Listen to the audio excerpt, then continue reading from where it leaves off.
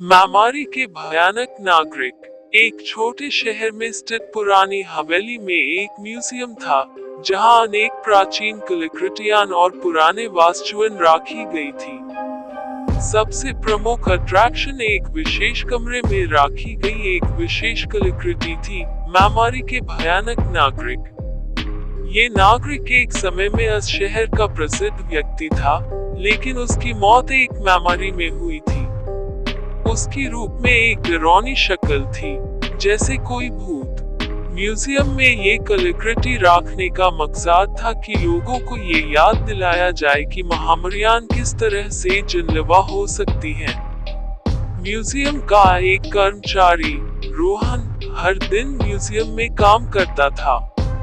एक रात, जब वह अकेला म्यूजियम में काम कर रहा था, उसे महसूस हुआ कि कुछ अजीब है।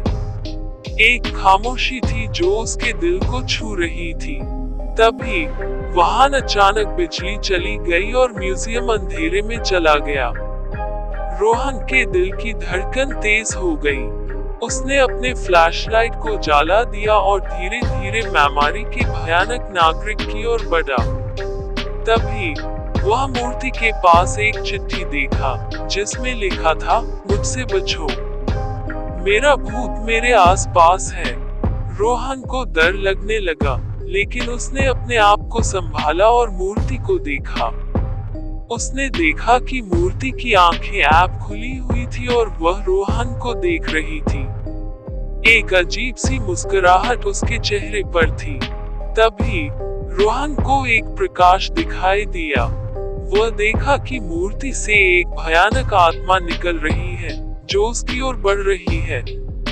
रोहन ने तुरंत अपने फ्लैशलाइट को मूर्ति पर जला दिया और उससे बैठने की कोशिश की। फिर बिजली चली गई और मूर्ति के पास से आवाज आई, धन्यवाद, ट्यून मुझे मुक्ति दी। रोहन ने तुरंत म्यूजियम के मालिक को बुलाया और उन्हें सब कुछ बताया। आज रात के बाद से किसी ने महामारी के भयानक नागरिक को कभी नहीं देखा और म्यूजियम में किसी भी प्रकार की भयानक घटनाएं नहीं घटी। कहानी 2, म्यूजियम की रात। एक पुराने शहर में स्थित एक म्यूजियम, जिसका नाम पुरानी यादें था, रात को एक औरत के रूप में जागती थी। म्यूजियम की सिक्योरिटी गार्ड, राजेश, ने इसे कई बार देखा था, लेकिन कभी उसे देख नहीं पाया था।